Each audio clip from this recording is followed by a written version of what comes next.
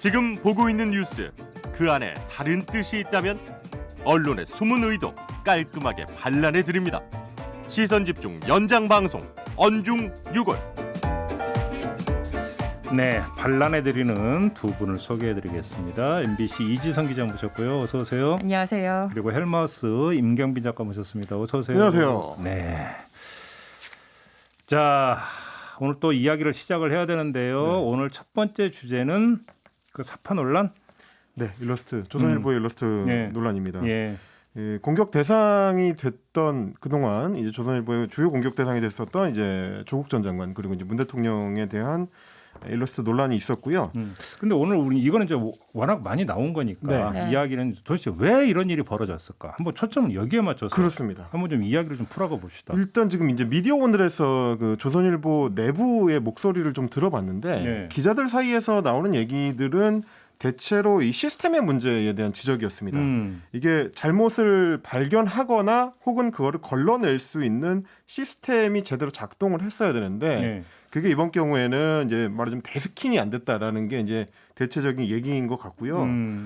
조선일보 기자 A 씨 뭐 이제 가명입니다만 다들 경악하면서도 왜 이런 일이 생겼는지를 짐작하는 바가 있다. 그래서 터질 게 터졌다라는 얘기가 나온 게 내부의 이야기고. 저는 이게 처음 불거졌을 때 어떻게 생각을 했냐면 일러스트 한 번 쓰고 버리는 게 아니라 그걸 이제 그 데이터 이제 그 뱅크에 저장해 놨다가 또 꺼내 쓰고 이런 게 많거든요. 이제 그렇죠. 그러다가 이제 발생한 사고. 네. 저는 처음에 그렇게 이해를 했었어요, 사실은. 조선일보가 해명한 게 그런 거였죠. 예. 근데 이게 반복적으로 나타나고 특히 특정 기자가 그러니까 특정 기자에서 반복적으로 이런 현상이 나타난다면 이거는 좀 본 거 좀 아닌데 그런 생각이 이제 그렇게 들었거든요, 저 같은 경우는. 그래서 사실 인터넷 커뮤니티에서는 뭐 그동안에 방송사들에서 주로 있었던 CG 사고들을 얘기를 많이 하더라고요. 일배 관련한 사고가 뭐 수두룩 뻑뻑했어요. 그렇습니다. 뭐 이제 특정 대학교의 뭐 로고를 바꿔서 데이터베이스에 심어 놓는다든지 이제 이런 경우들이 그 전에 있었기 때문에 네. 혹시 처음에는 그래서 이제 그런 어떤 일종의 트롤링이라고 하는데 그거를 인터넷 용어로 왜 이렇게 영어를 많이 써? 영어라기보다는 이제 게임 용어입니다. 주로 이제 게임상에서 뭔가 일부러 이 이상한 일을 벌이는 사람들을 이제 트롤링을 한다고 하기도 하는데 일부러. 네, 방해를 하거나 뭐 이런 경우들. 그것처럼 그 언론사의 데이터베이스 내에다가 언젠가 누군가한테 혹시 그런 일이 생기기를 기대하면서 몰래 조작한 사진을 이제 끼워 넣는 경우. 그래서 이제 그게 나중에 뭐 연세대학교, 뭐 고려대학교, 서울대학교 이렇게 로고를 검색했는데 이미 대체돼 있는 경우들이 발생하는 경우. 그거가 아닌가 처음에는 그런 생각도 했었던 것 같은데 맥락을 봤을 때는 이게 데이터베이스 안에 있는 거를 뭐 우연히 찾았다고 하기엔 키드가 연결이 안 되는 그림이라서 그래서 이제 뭐 온라인 커뮤니티에서는 기자가 일부러 그랬을 수 있다라는 의혹 제기도 되고 그랬습니다. 그러니까 우리 그 이지선 기자는 어떻게 생각을 하세요? 일단 뭐 작가님 말씀하신 대로 방송사에서 과거에 그런 실수도 있었고 MBC에서도 그런 일이 네, 있었죠. 있었습니다. 그렇죠. 그러니까 방송사 같은 경우는 방송뉴스는 취재 기자가 그래픽을 다 의뢰를 해요. 기사만 쓰는 게 아니라 편집과 그래픽 의뢰까지 다 하는데 그래픽에 어떤 로고를 써달라고 의뢰를 했는데 그래픽실에서는 사실 뭐 디자이너들은 그런 민감도가 좀 떨어질 수 있거든요. 네. 그냥 검색을 하고 이미지를 찾았을 때 그 차이점을 못 느끼고 실수를 넣은 적이 있었고요. 그 이후로는 데스킹 과정이 굉장히 강화가 됐어요. 네. 취재 기자도 자기 리포트에 들어가는 그래픽을 하나하나 다시 보게 되고 그다음에 그래픽실의 뭐 데스킹 그 강화도 됐고요. 근데 신문사 같은 경우는 이 취재 기자와 그래픽 그런 걸 넣는 부서가 완전히 분리가 돼 있어서 방송사와는 다르게 기자는 기사만 쓰고 편집을 하는 다른 부서에서 그 그래픽이나 사파, 뭐 썸네일 이런 거를 따로 넣는 그러니까 아예 분리가 되어 있는 시스템이라고 하더라고요. 네. 저는 그래서 조선일보도 이 기자가 잘못이 있는 게 아니라 이 사파를 넣는 과정에서 뭔가 문제가 생겼겠거니 생각을 했는데 네. 이번 건은 아니더라고요. 기자가 저도 처음에 그렇게 직접 생각했으니까. 네. 그 이제 그래픽을 사실은 골랐다. 이거는 우리 함부로 얘기할 수는 없겠지만 그렇죠. 고의성을 의심하게 만드는 지점이 있습니다. 그래서 사실 언론사 내부의 데스킹 과정이라는 게 필요한 거잖아요. 이게 한두 사람의 실수나 혹은 뭐 의도적인 잘못이 있더라도 중간에 문제를 지금 걸러낼 수 있기 위해서 데스킹 과정을 거치는 건데 잠깐만 여기서 잠깐만 네. 정리를 하면 데스킹이라고 하는 것은 뭐냐면 담당 기자가 그러니까 그 이유가 뭐든지 간에 담당 기자가 걸러내지 못함으로써 2차 어떤 그 걸러내는 과정 속에 데스킹을 이야기하는 건데 네, 그렇습니다. 맞습니다. 사실 먼저 검증이 되는 것은 담당 기자는 정말 모를 수밖에 없었는가 이게 이제 사실은 먼저 그 검증이 되는데 여기서 사실은 그 물음표가 찍힌다라는 거예요. 제 얘기도 그렇죠. 무슨 얘기냐면 그렇죠. 예를 들어 이런 거잖아요. 자 일러스트가 그 제작이 됐어요. 한번 썼어요. 그리고 버리는 게 아니라 이제 일러스트를 모아놓은 어떤 카테고리나 어떤 폴더 안에 다시 저장을 할 거 아니에요. 그래서 나중에 다시 쓸 수 있게 그렇죠. 다 디지털화가 돼 자, 있으니까. 방송국 같은 경우는 적어도 저희 MBC 같은 경우는 우리가 만들었던 모든 그래픽을 다 저장하지 않습니다. 그러니까 한 번 쓰고 버리는 것들이 훨씬 많고요. 이건 충분히 재활용 가능하다. 자주 범용적으로 이렇게 쓰일 수 있는 것이다. 그런 것들만 저장해 놓거든요. 그러니까 바로 그러니까 갖다 다시 썼다는 거 어딘가 저장이 되어 있으니까 다시 갖다 썼을 거 아니에요. 근데 그러면 이거는 저장돼 있으면 폴더명이 있을 거고 분류 체계에 입각해서 그러니까 저장을 해놨을 거 아니에요. 그렇죠. 자 그러면 적어도 정치인 혹은 조국 혹은 이런 카테고리에 분류가 돼 있지 뭐 그러니까 여성 한 명 뭐 이렇게 이런 식으로 돼 있지는 않아요. 제가 의아한 게 그거예요. 그러니까 이것이 예를 들어서 그 성매매 관련 일러스트 이런 식으로 저장이 돼 있지는 않았을 거 아니냐라는 거죠. 그렇죠. 그러면 해당 기자가 일러스트를 어떤 그 갖다가 쓰는 과정에서 이 일러스트가 처음에 어떤 용도로 제작해서 어떻게 쓰였던 일러스트인지를 몰랐을까라고 하는 거예요, 사실은.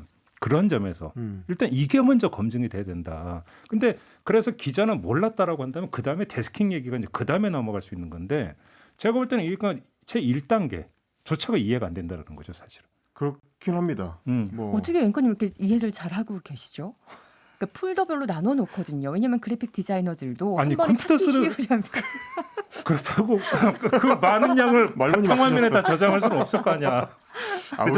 우리가 이제 JB를 바라볼 때 너무 이제 그 연세대로 이제 판단을 하면 안 되고요. 이제 아니 왜 오늘 자꾸 내 얘기를 갖고 그런 게 많어. 그래서 사실 이제 뭐 지금 말씀하신 것처럼 온라인에서도 이제 문제 제기가 됐었던 게 이 기사 내용하고 너무 동떨어져 있기 때문에 분류 체계 안에 안 들어갈 거다. 저 일러스트 자체가 애초에 이제 뭐 조선일보에서 처음 해명하기로는 서민 교수의 올 초의 칼럼 내용 하고 이제 맞춰서 제작한 그 뭐 일러스트였는데 그걸 재활용하는 과정에서 이제 문제가 생겼다 이런 얘기였는데 그렇다고 하기에는 뭐 이게 사기라든지 뭐 말씀하신 대로 성매매라든지 뭐 이런 어떤 연관 검색으로 걸릴 수 있는 소재야 그 변명이 가능한데 네. 지금 기사 내용하고 이 조국 전 장관 그리고 뭐 따님인 뭐 조민 씨 뭐 이런 사람들하고는 이 걸릴 수 있는 요소가 없으니까 물론 일부러 찾아놓지 않는 이상은 저게 어떻게 찾냐 뭐 이런 성매매로 분류되지 않고 그냥 뭐 남성 실루엣, 여성 실루엣 이런 식으로 분류를 많이 해놓기도 해요. 그렇게 많이 쓰이니까.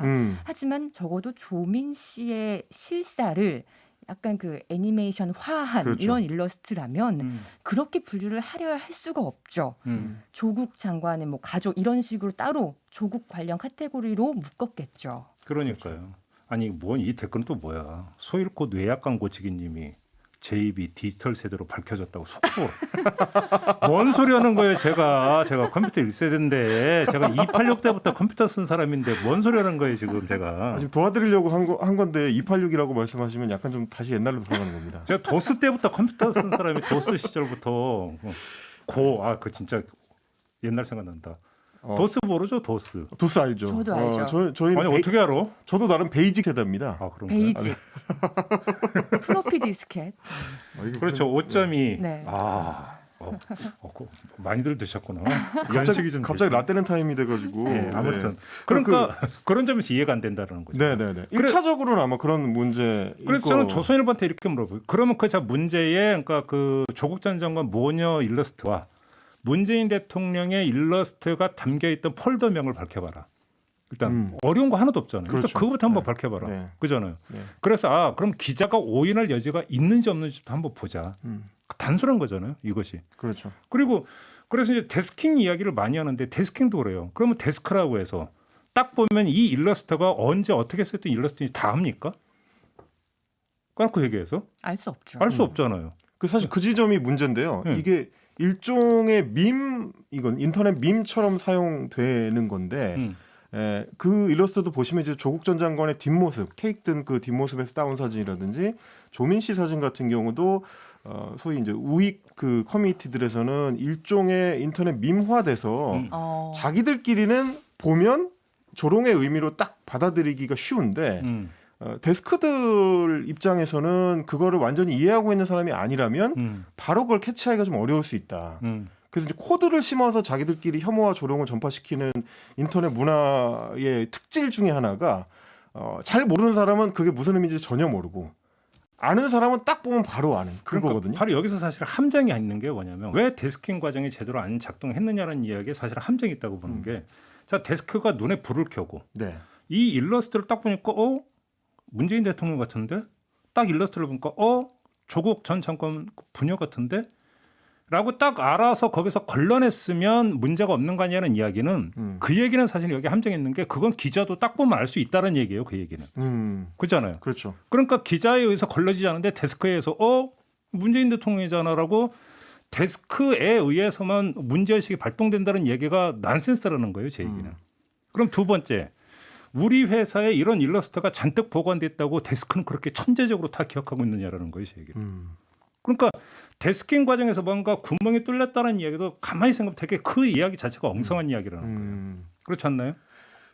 뭐 개인 기자가 혹시나 이제 의도적으로 아예 이거를 이렇게 쓰겠다라고 작정을 하고 쓴다면 데스크를 속이는 거야 일도 아닐 수 아니 있죠. 물론 이런 경우는 있어요. 이제 막아 낀다고 그러잖아요. 정말로 실수가 나올 수가 없는 데서 실수가 되는 경우가 종종 있긴 해요. 저는 과거의 어떤 사례들이 연상이 되는데 몇 년 한참 되긴 했지만 한창 일베라는 사이트가 거론이 되던 시절에 일베 회원님을 인증하는 수많은 방법들이 있고 그것을 일베 사이트에 자랑하듯이 올리는 그런 문화가 그쪽에 있었던 적이 있지 않나요? 인증 문화가 있었죠. 네. 예. 내가 일부러 뭐 여기에 이런 걸 넣었어. 우리 일베 회원들만 알 수 있는 이거를 내가 일부러 여기에 했어라는 걸 굉장히 자랑스럽게 그들의 그라운드 안에서 자랑을 하는 그랬던 적이 있었던 시절이 생각이 나네요. 갑자기. 근데 뭐 이제 그렇게 이제 정말로 의도적으로 했다라고 이제 예. 지금 그러니까 단정할 수 있는 근거는 없으니까. 다만 저는 데스킹 부분 같은 경우는 막아 낀다고 하다가 정말로 이해가 안 되는 상태에서 오버나가고 이런 경우도 있잖아요. 사실은 기자 하다 보면 그런 경우 종종 있거든요. 그럼요. 그렇기 때문에 한 개인에서 걸러지지 못하는 게 두 명이 걸어오고 세 명이 걸으면 더 걸러질 수 있는 가능성이 있다라는 차원에서 데스킹을 이야기하는 것 저는 100번 그건 공감을 해요.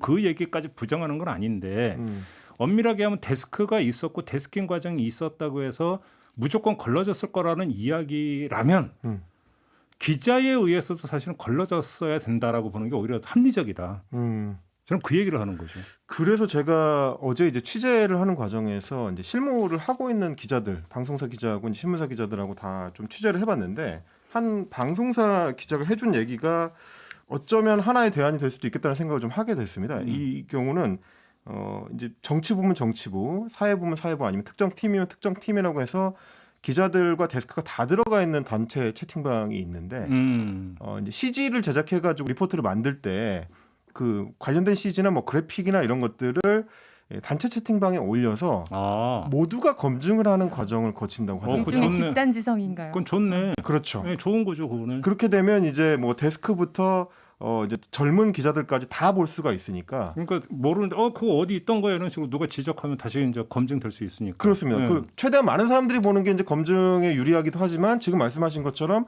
젊은 세대인 혹은 커뮤니티 이용자인 인터넷 기자들이 알고 있는 인터넷 밈이라면 또 그 중간에서 또 한번 걸러낼 수 있고 이런 과정을 거치게 되면 실수를 좀 줄일 수 있다.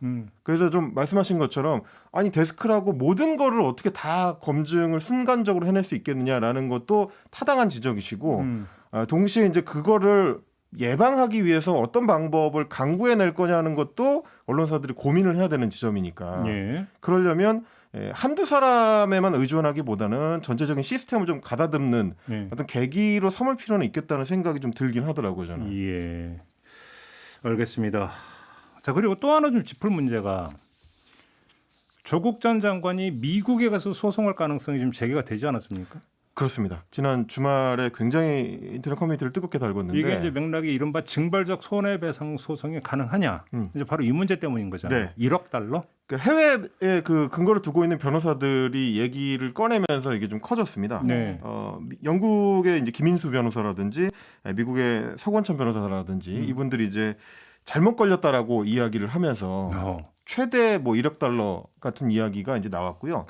그 뭐 이제 페이스북에 쓴 글을 다시 조국 전 장관이 이제 재인용을 하면서 그럼 조 장관이 저런 방식의 징벌적 손해배상제를 미국에서 추진할 수도 있겠구나라는 인식이 지금 이제 확산이 근데 된 이제 거죠. 국내에서 발행된 신문 보도 내용을 갖고 미국 가서 소송하냐고 말씀하실 분이 혹시 계실까봐 이야기한다면 그건 LA 조선일보나 네. 미주 중앙일보에 실린 거. 그렇습니다. 이게 이제 소송 대상이 된다 이런 거죠. 네, 그러니까 이제 해외 매체에 실린 내용이 틀렸다. 그것도 이제 악의적으로 개인을 이제 비방하거나 뭐 혐오를 퍼뜨리기 위한 목적으로 사용됐다면 미국에서 그 신문 기사가 발행된 미국에서 소송하는 것도 가능하지 않겠느냐라는 그러니까 뭐 게 손배소가 이제 청구 금액이야 뭐 그러니까 인세만 낸다면 자유롭게 이제 그 제기할 수 그렇습니다. 있는 거니까. 네네. 그러니까 청구 금액이 중요한 건 아니고 실제로 그걸 받아서 그런 판결이 나올 수 있느냐가 중요한 거잖아요. 그래서 저도 이제 미국 변호사로 활동하는 분들한테 좀 취재를 해봤는데요. 오, 국제 취재하셨습니까? 예. 그 예전에 이제 방송 작가 하던 시절에 다 알아둔 분들이 전화비 많이 나올 텐데. 네. 요즘은 뭐 카카오톡이나 네, 그렇습니다. 톡으로도 여쭤보고 그 가만히 있어야 돼요. 네. 뉴욕에서 이제 저기 검찰로 활동하신 분들도 얘기 좀 들어보고 이제 이렇게 해봤는데 네. 미국 변호사분들의 대체적인 이야기는 미국에서 언론사가 보도한 내용에 대해서 이거를 이제 민사 소송을 통해서 손해배상 청구 소송을 통해서 유죄로 뭐 혹은 이제 손해배상을 받을 수 있는 그 원고 승소 판결을 받기가 굉장히 어렵다. 기본적으로 이제 미국은 우리에 비교해서 언론 출판의 자유를 보장해주는 범위가 우리 상상을 훨씬 뛰어넘는 수준이기 때문에 미국 수정헌법 이야기하면 가장 먼저 따라가는 게 표현의 자유. 표현의 자유죠. 그잖아요. 웬만해서는 언론사를 상대로 이런 소송에서 이기기 어렵다라는 게 대부분의 얘기였고요. 근데 그 미국 가면 거덜날 수, 미국에서 그 보도 잘못하면 거덜날 수 있다 이런 얘기가 많이 돌았잖아요, 사실. 언론사가 거덜날 수 있다. 네, 많이 나왔었죠. 근데 이길 수 있다면 인 건데 원래 같은 사안에 대해서도 변호사들별로 의견이 갈리는 갈 수 경우가 많이 있죠. 있는데요. 물론 그분이 취재하신 분들이 말씀하신 것도 맞고 서건천 변호사가 얘기한 것도 저는 맞다고 봐요. 그래서 관건은 고의성 입증입니다. 고의적인 오보였느냐, 그렇죠. 악의적인 오보였느냐 이걸 입증하는 여부에 따라서 서건천 변호사 말대로 어마어마한 징벌적 배상을 청구할 수 있게 되기도 할 거고요. 아니면 취재하신 분들의 말대로 그렇죠. 그 입증이 만약에 어렵다면 아무리 오보라 하더라도 이 표현의 자유 때문에 쉽지는 그렇죠. 않을 것이다. 둘 다 맞는 말인 것 같습니다. 또 하나는 이제 의도성 입증도 굉장히 뭐 같은 얘기입니다만 이게 언론사 보도의 공익성에 대해서 범주를 굉장히 넓게 잡아준다고 하더라고요. 그러다 보니까 이제 언론사들 입장에서는 조국 전 장관 입장에서 빠져나갈 수 있는 요소가 굉장히 많고 오히려 이 표현의 자유와 관련된 언론사 상대 소송 같은 경우는 영국 같은 나라들이 뭐 예전에 이제 영국의 소위 옐로우 페이퍼들에서 자극적인 보도로 뭐 다이애나 황태자비나 이런 경우들이 뭐 비극적 사건들이 많이 발생했었기 때문에 오히려 이제 영국 같은 데서 상대적으로 조금 쉬운 편이고 유럽도 미국보다는 쉽다. 그리고 이제 거기보다 더 쉬운 나라는 이제 한국이다. 이런 얘기를 대체로 하고 있었습니다. 지금 이 조민 씨의 일러스트 이런 사파를 잘못 쓴 거 한 건만 가지고는 고의성 입증이 힘들 수도 있지만 그간 이 해당 보수 매체들이 장기간 굉장히 누적되어 있는 데이터들 그렇죠. 수도 없이 냈던 의혹 제기들, 오보들 이런 것들을 다 묶어서 증거 제출을 한다면 이것이 단순히 우연한 실수에 의한 일은 아니다라는 거를 좀 보여줄 수도 있지 않을까라는 생각도 들어요. 그럴 수도 있죠. 뭐 이제 판결이 어떻게 나올지는 누구도 모르죠. 누구도 모르는. 일단 아직 제기를 안 한 상황이잖아요. 네네. 그러니까요. 그러니까 이제 우리나라의 경우에 존에서 본다면 설령 그것이 오보라 하더라도 위법성 조육각 사유라는 게 있잖아요. 그러니까 오보라 하더라도 죄를 묻지 않는 게 이제 두 가지 이유가 있죠. 하나는 그것이 공익 차원에서 그러니까 나온 보도라고 하는 점 하나. 네. 그다음에 이게 두 번째가 중요한 건데 진실이라고 믿을 만한 상당한 사유가 있었다라고 한다면. 그러니까 결과적으로는 그러니까 오보지만 취재 기자 입장에서 그것이 진실이라고 알아서 보도를 한 건데 나중에 알고 보니까 오보더라. 이런 경우에는 위법성 조각사에 해당이 된다고 해서 죄를 묻지 않는다. 그렇죠. 지금 이런 부분인데요. 여기서 지금 이제 국내에서 나오고 있는 악의적인 오보일 경우 징벌적 손해배상 대상이 된다라고 하는 부분과 딱 이제 맞붙는 지점이 이제 바로 여기에 있는 거거든요. 자, 그러면 그 악의성이라고 하는 것들을 어떻게 입증해 낼 것인가? 이제 바로 이게 지금 문제가 되는 거죠. 이것이 왜 이제 어떤 문제가 되냐면 조금 전에 이재성 기자님 이 말씀을 했는데 그 해당 매체가 이전에서 그러니까 반복적으로 누적적으로 해왔던 부분과 중요하게 얘기했어요. 해당 기자에게 만약에 대상을 물린다라면 자기가 속해 있는 매체에서 반복적으로 이런 그 보도를 해왔다고 해서 그것이 다 나한테 귀속되는 책임이 아니게 돼버리는 거지. 그렇죠. 법논리상으로는 이렇게 돼버리기 때문에 물론 민사 손해배상 소송은 물론 이제 기자 개인한테 가는 경우보다 해당 회사한테 가는 경우가 더 많기는 하지만, 그러니까 여기서 이제 법적인 문제가 하나 생긴다라는 거고, 그러니까 조국 전 장관의 이제 미국 소송 이야기가 나온 것은 결국은 이제 국내에서 지금 그 얘기되고 있는 징벌적 손해배상제 도입 문제 이거하고 이제 맞닿아 있기 때문이잖아요. 네. 사실은 제가 볼 때는 여기서 우리가 그 간과해서는 한 데나 한 가지 중요한 문제는 징벌적 손해배상제가 도입이 된다고 치더라도 뭐 찬반은 떠나서 징벌적 손해배상 판결을 내리는 사람이 누구냐라는 거예요. 네. 판사죠. 판사입니다. 판사죠. 네. 판사가 그러면 어떤 이 징벌 의지를 얼마나 갖고 있는가가 결국 징벌적 손해배상제가 살아있는 제도로서 적용이 되느냐 마느냐를 가르는 결정적 관건이 될 거 아니겠습니까? 그죠? 그렇습니다. 과연 이런 준비는 되어 있는가? 대한민국 사법이 이것도 사실은 따져봐야 되는 문제일 것이다. 그 얘기도 확실히 하긴 하더라고요. 이제 뭐 김용민 민주당 의원이 이번에 손해 최대 5배까지 받아낼 수 있는 이제 징벌적 손해배상 제도를 언론중재법 개정안이죠. 이걸 발의를 하긴 했는데 법이 만들어진다고 해서 끝나느냐? 왜냐하면 그 전에도 사실은 민사소송을 통해서 손해배상을 받는 거는 징벌적 손해배상이 없을 때라도 손해 액수에 대한 뭐 이제 배상 액수에 대한 차이는 있지만 원래도 가능했는데. 그렇지 않아도 보수적으로 판단하는 법원 입장에서 징벌적 손해배상처럼 이 언론사 입장에서 부담이 더 큰 경우에는 오히려 그게 좀 덜해질 수도 있다. 그러니까 예를 하나만 들어드리면 이런 게 있는 거예요. 자, 그러니까 보통 법원에서 언론 보도에서 손배소를 인정을 해서 판결을 내리더라도 아주 극히 예외적인 몇 건을 빼고는 거의 대부분이 500만 원으로 다 퉁쳤어요. 그런데 여기서 가만히 생각해 보면 웃기는 이야기인 게, 자, A 신문도 500만 원. B 신문도 500만 원 판결을 내렸는데 A 신문은 뭔가 판매 부수가 100만 부고 B 신문은 10만 부밖에 안 돼. 그러면 보도로 인해서 미치는 어떤 그 피해자가 입은 어떤 피해 정도는 당연히 달라질 거 아닙니까? 하나는 10배고 하나는 10분의 1이 될 거 아니에요. 그렇죠. 그러면 손해배상 금액도 거기에 준해서 해야 되는 거잖아요. 이거는 그러니까 초등학교 산수 수준의 얘기잖아요. 그렇죠. 근데 무조건 500. 이게 지금까지 우리나라의 법원의 판결이었다라는 거예요. 그러면 여기서 무슨 이야기냐면 지금까지 그 손해액 산정이라는 걸 거의 한 적이 없다라는 거예요. 우리나라 법원은. 그리고 그러니까 저도 들은 이야기가 있는데 이렇게 형식상 논리는 있어요. 자, 이제 그게 건당 얼마라더라 해갖고 곱하기 해당 매체의 그러니까 그 판매 부수 뭐 곱하기 이렇게 한다는 얘기를 제가 들은 적은 있는데 그게 적용된 경우도 거의 없다. 근데 그거는 이 사안뿐만 아니라 언론뿐만 아니라 뭐 모든 분야에서 사실 적용되는 맞아요. 얘기인 게 뭐 맞아요. 공정위에서 수사를 하는 부분들도 보통 기준이 이 불법 행위로 인해서 이 편법 행위로 인해서 얻은 수익의 몇 배에 관한 과징금을 물게 되어 있거든요. 근데 불법 행위는 자명하지만 그걸로 얻은 이득이 산정이 안 되는 경우가 굉장히 많아요.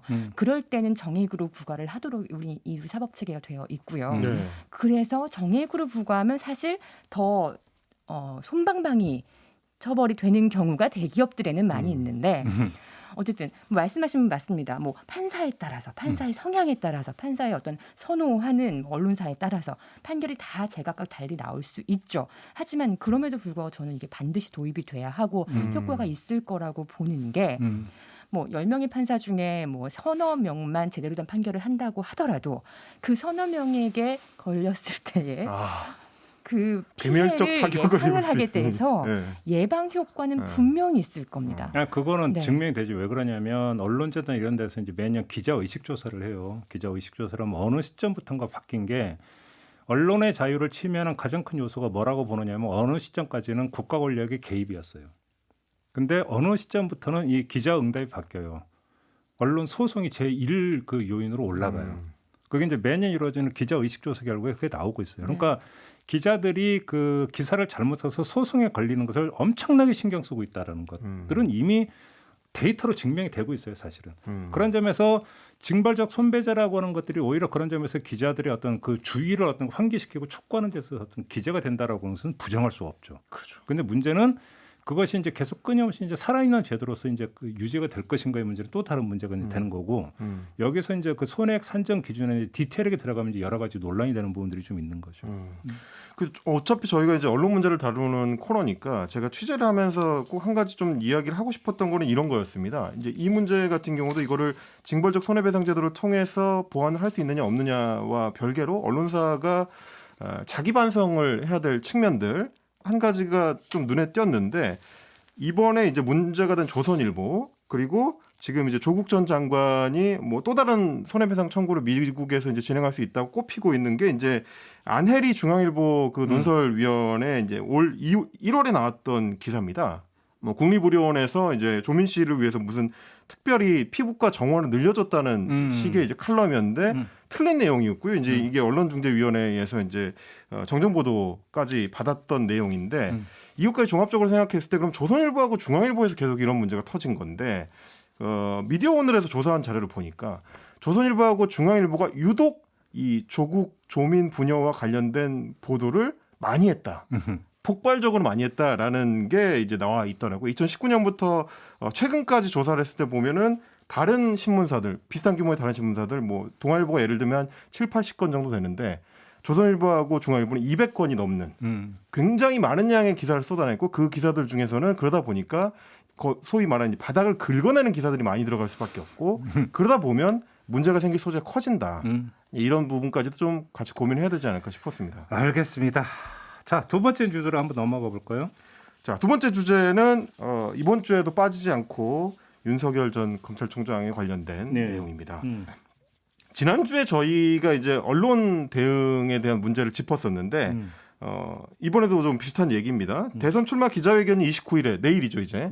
윤봉길 의사 기념관에서 열리는데 거기에 이제 참석할 기자들을 어떻게 선정할 거냐를 두고 이제 실무선에 이제 혼란이 좀 있었습니다.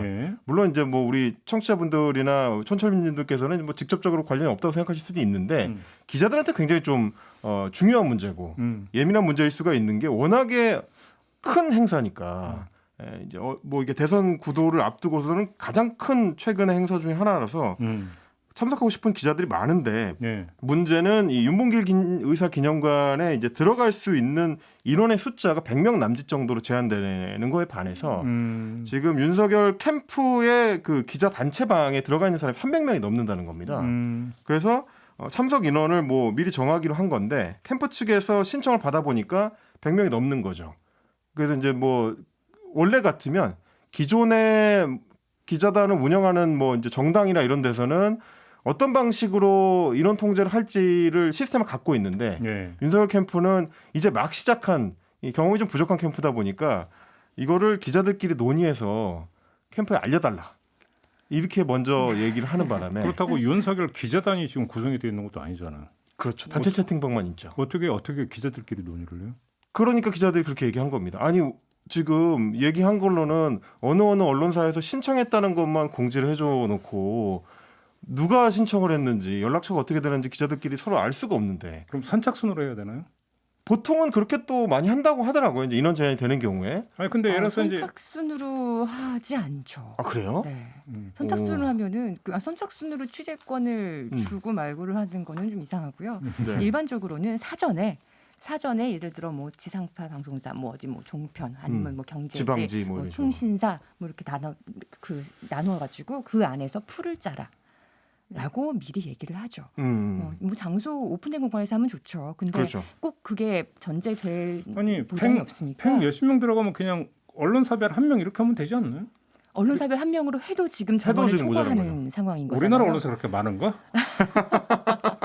아니 갑자기 그렇게 많은가? 엄청 많죠. 엄청 많죠. 지금 이제 집계된 걸로는 언론사당 한 명 했는데 113명이 나왔다는 거예요. 뭐 지역에서도 관심을 많이 갖고 있어 그렇죠. 지역 언론도 많이 올라온 것 같고요. 인터넷 언론사들도 많이 지원한 것 같고 보통 이런 경우에는 풀을 짜라고 하면 사실 뭐 사전에 시간을 좀 주면서 짜라고 하면은 서로 기자들끼리 연락을 해서 뭐 이런 걸 서로 공유를 하자, 뭐 가위바위보를 하든 알아서 잘 정한단 말이에요. 그건 늘상 해왔던 거예요. 왜냐하면 대한민국에 뭐 장소가 협소한국에 사는 경우도 많으니까 그렇죠. 비일비재하거든요. 이렇게 미숙한 내용은 정말 처음 봅니다. 그러다 보니까 지금 제가 이제 취재한 기자들은 그 얘기를 하더라고요. 정당 캠프에 참여해본 기자들 입장에서는 거기는 보통 이제 공보팀을 오래 운영을 해왔으니까 네. 기자단 운영을 어떻게 해야 될지 이제 자기네 매뉴얼이 있다.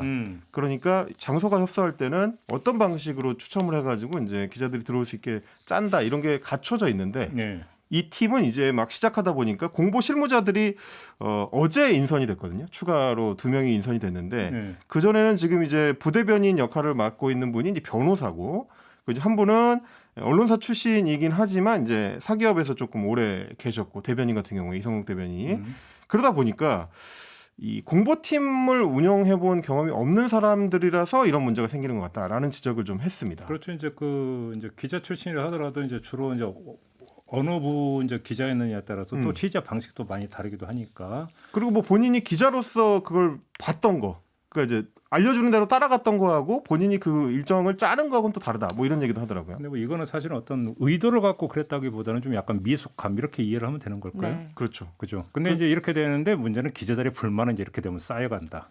그죠. 이런 이제 방송계 오랜 정설이 있죠. 방송 제작진에게 보수와 진보는 없다. 방송 제작진에게 딱 2종류의 사람만 있다. 섭외에 응해주는 사람과 섭외에 응하지 않는 사람만 있을 뿐이다. 뭐 이런 것처럼 우리는 왜 사소한 것에 분노하는가, 그죠? 취재 기자들한테도 기사거리를 주는 사람과 안 주는 사람이 있을 뿐인 거죠. 그거는 분노를 넘어서 뭐 해야 되는 거야? 이제 이런 기자들의 불만이 점증되어 가면 기사로 어떻게 나타날 것이냐? 그 사실은 그게 기사에 감정이 담기면 안 되긴 하는데. 물론 그렇죠. 근데 그렇죠. 이제 비슷했던 게 물론 기자가 누가 정보를 떠넣어주기만을 네. 기다리고 있으면 안 되죠. 그렇죠, 기자가 그렇죠. 기사를 발굴해야 되고 취재를 직접 발로 뛰어야 되는 게 맞는 건데 네. 전에 제가 말씀드렸지만 국회는 너무 많은 사람들이 말을 하고 정말 많은 정보들이 너무 넘쳐나는 곳이잖아요. 예. 그런 곳에서 국회 출입 기자들한테 탐사 보도를 요구하는 거는 말이 안 되는 거거든요. 상황상 현실적으로. 아니 뭐 그렇죠. 그 이제 기자들 입장에서는 비슷한 불만들이 지금 계속 나오는 것 같아요. 언론 대응이 제대로 안 된다라는 얘기는 결국 자기들이 취재하기가 굉장히 어렵다는 거고 기사를 내기가 어렵다는 거니까 지난 9일에 이제 우당 이회영 기념관 그 기념식에 참석했을 때도 기자들이 쏟아지는 질문을 전혀 안 받아서 이제 논란이 됐었는데 그 불만이 쌓인 거에다가 이제는 출마 기자회견을 하는 데서도 이제 문제가 생기니까 이중에 문제가 생기는 거죠. 그러게요. 제가 볼 때는 이제 내일 이제 출마 선언 다음에 기자회견에서 질의응답이 어떻게 이루어질지 또 어느 선에서 끊을지 참 이것도 좀 궁금한데요. 굉장히 기자들이 이제 배고픈 상태에서 내일 기자회견에 그러게요. 임할 거라 결기가 남다를 것 같아요. 사전에 질문을 취합해서 네. 배분하는 일은 없기를 바랍니다. 그래도 그대로 안 할 것 같아요. 내일은. 두고 보자고요. 알겠습니다. 이건 이제 관전 포인트로만 좀 남겨놓고요. 네. 마지막 이야기 한번 가볼까요? 제가 좀 재밌게 봤던 게 그렇지 않아도 지난주부터 계속 이제 언론 대응 윤석열 그 총장 팀의 언론 대응을 얘기를 하면서 너무 공개하는 얘기가 없다.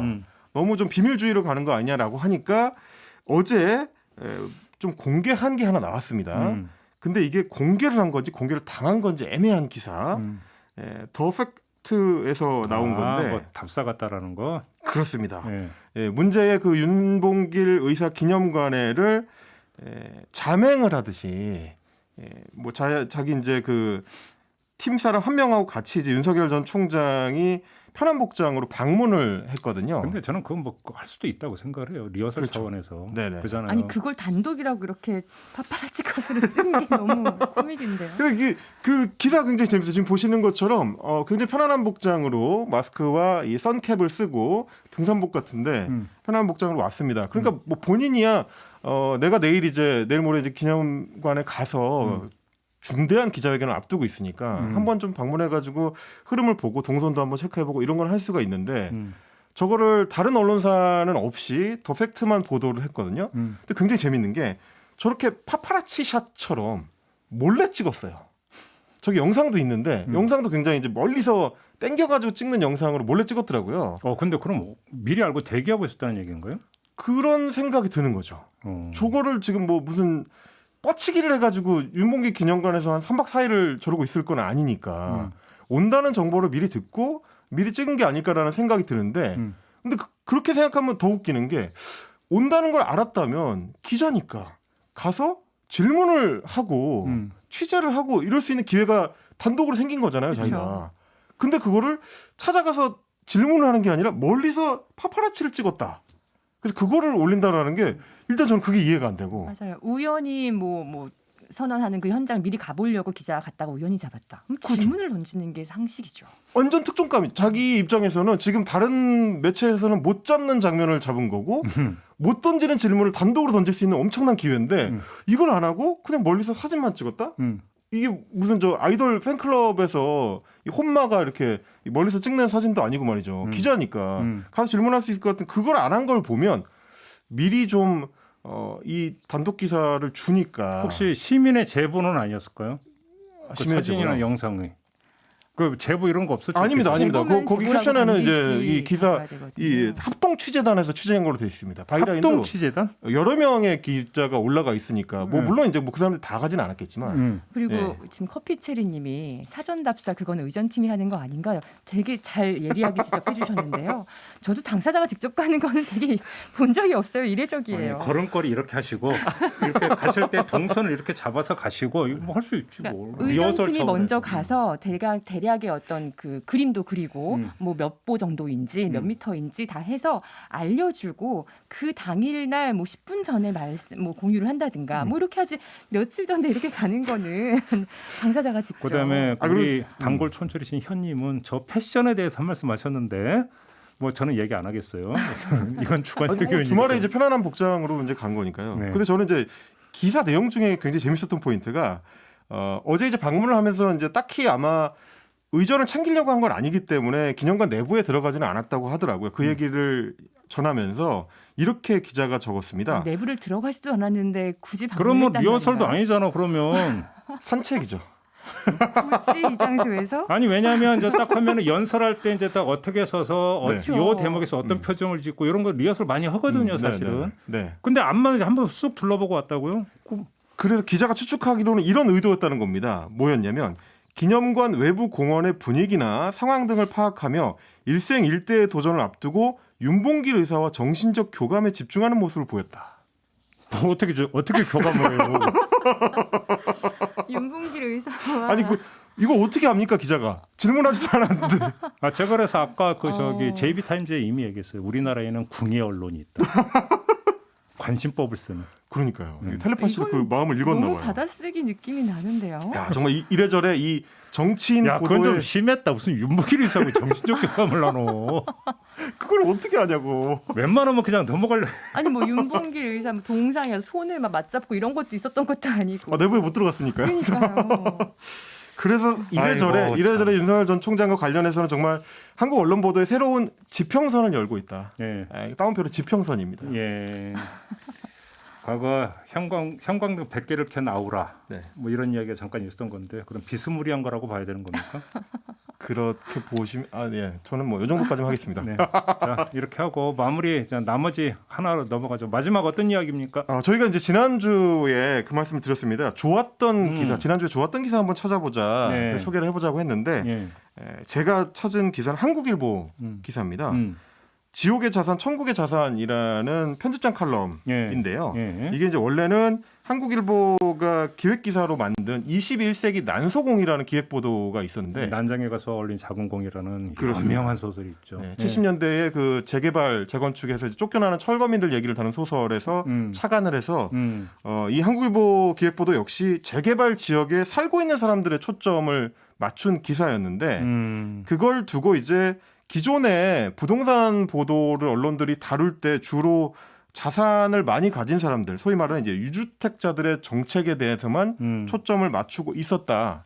이런 지적을 부동산을 하는 겁니다. 돈으로만 보는 기사들이 쏟아지죠. 그렇죠. 주거권으로 보는 기사는 거의 없고. 그렇죠. 그리고 이제 돈의 규모가 원래 자산이 많은 사람들의 초점을 맞춘 재산세라든지 양도세라든지 종부세라든지 이런 얘기들만 너무 많으니까 실제 그 재개발될 지역에 살고 있는 사람들의 이야기를 한번 해보자라는 의미로 기사를 만들었고요. 예. 그래서 뭐 50년 넘게 경기 광명에 살아온 할머니의 반지하 전셋집은 보증금 2천만 원에 월세 15만 원.